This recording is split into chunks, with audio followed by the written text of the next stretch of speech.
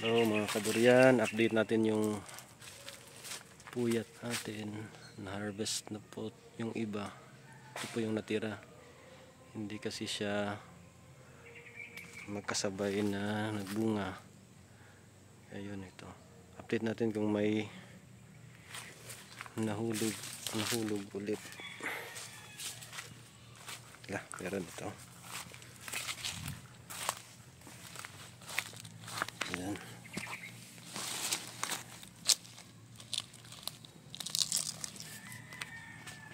Pitikin natin kung hinog na ba. Ayan. Pag ganito na yung tunog, parang hollow na yung ano niya. Yan, hinog na yan. Amoyin natin. Yun. May amoy durian na siya. Yan, hinog na to.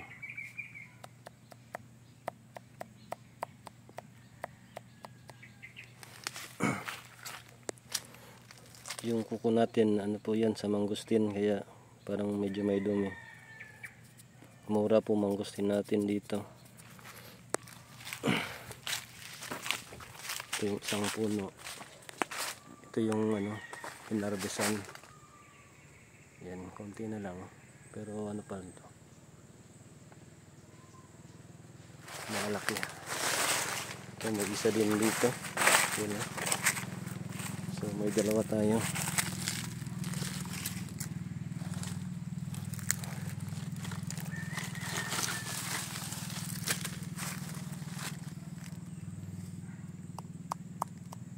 Yan ito.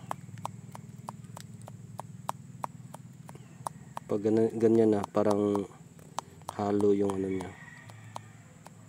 Parang walang laman. Ibig sabihin yung ano niya, yung laman ay humiwalay na sa balat. Yan, may isa pa oh. Ito. Ay, nabali.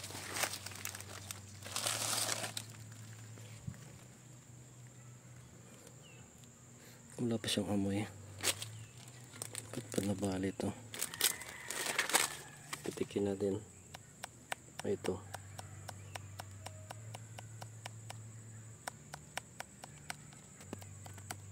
Pwede na rin to. Antayin na lang natin maghinog. Malalaman natin na hinog na to pag ito. Pag ito hihiwalay ng kusa. Ito may parang linya. Pag hinog na yung durian, ito yung ano, hihiwalay sa puno. Kaya yan, nahuhulog sila ng kusa. Ito baka nabali ito nung ano, nag-harvest sila. Tapos hindi nila nakita. Pero ano na siya, medyo yellowish na yung ano nyo. Tapos pag pitikin mo, parang hollow na yung ano niya, skin. Yan, pwede na to. May tatlo tayo.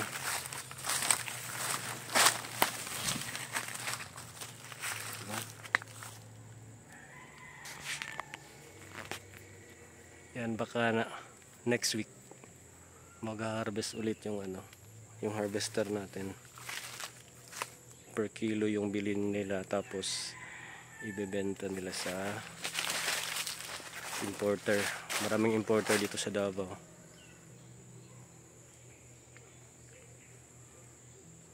Nasa ano pala tayo, sa Barangay Wines, Baguio District ng Davao City.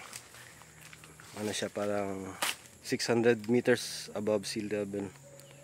So medyo malamig dito pag ano, umaga.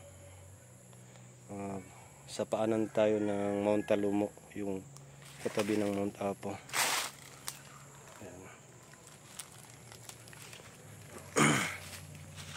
Ito po yung ano natin, kamote, Japanese, ano, Satsuma. Ito yung musangking natin. 1 year na itong nakatanim dito. Sobra. Ayan.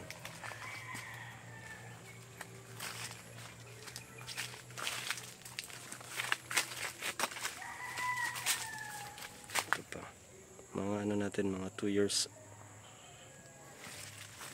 to 3 years.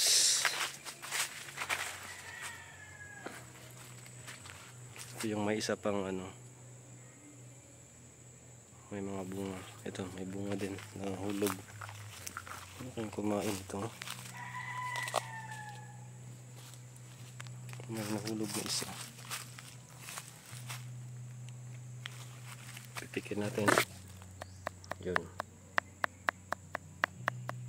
Hinog na to. Amuyin natin. Yan. May amoy na siya. Hinog na to. Pwede na itong kainin. Pero maliit siya. Parang ano yung ano niya shape? Puso.